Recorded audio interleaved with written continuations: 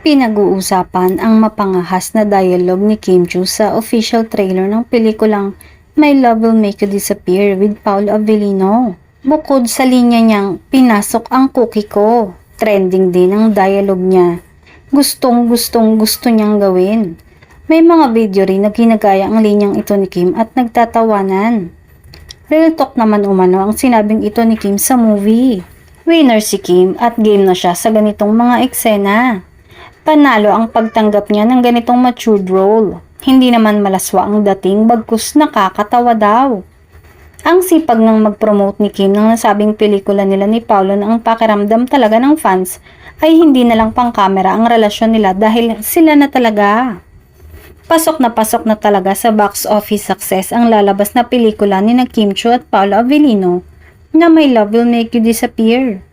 Sa news update ng Star Cinema sa kanilang ex-post, ibinida ng admin na humakot na ng million views ang trailer ng pelikula sa loob lamang ng 2.5 oras nang ipalabas ito nitong February 15 simula ng alas 5 ng hapon.